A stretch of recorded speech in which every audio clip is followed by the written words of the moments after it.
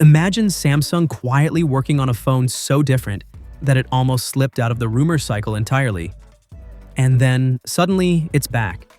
No flashy teasers, no official hints, just a low-key database entry that might have given the whole thing away.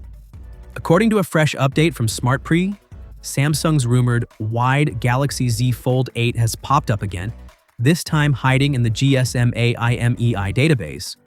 And while the listing itself doesn't spell out much, the implications are pretty interesting. The device shows up under multiple model numbers that seem to be heading to China, Korea, the US, Canada, and even global markets. That alone suggests this isn't some experimental one-off. Samsung looks serious about it.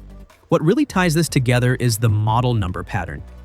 Variants of SM-F971 show up in the database, which lines up perfectly with earlier leaks tied to this so-called wide fold. This isn't even the first time it's happened either.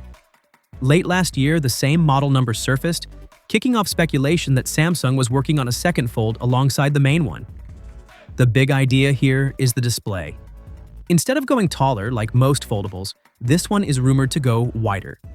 Think closer to an 18:18 aspect ratio on the inside. That would mean a display that feels more like a compact tablet when unfolded, with more horizontal space for multitasking, videos, and productivity, rather than just stretching things vertically. If that sounds familiar, it's because this kind of design would also conveniently line up with rumors that Apple is exploring foldables of its own. And if all of this turns out to be true, Samsung's summer lineup could be stacked.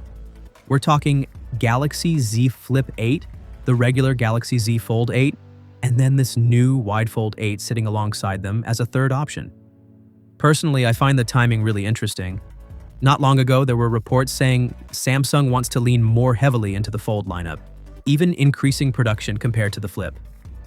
The Fold 7 did surprisingly well, and honestly, I get it. That phone was tempting. I was genuinely torn between it and the Galaxy S25 Ultra, which isn't something I say lightly. Samsung made some smart upgrades there, and if more people are starting to gravitate toward big screen devices, a wider fold suddenly makes a lot of sense. So yeah, this wide fold might have disappeared for a bit, but it doesn't feel forgotten anymore. If Samsung really is cooking up something different this year, this could be one of the more exciting foldable launches we've seen in a while. But what do you think? Is a wider Galaxy Z Fold something you'd actually want, or is Samsung just overcomplicating things? Let me know your thoughts down below, and as always, I'll catch you in the next one.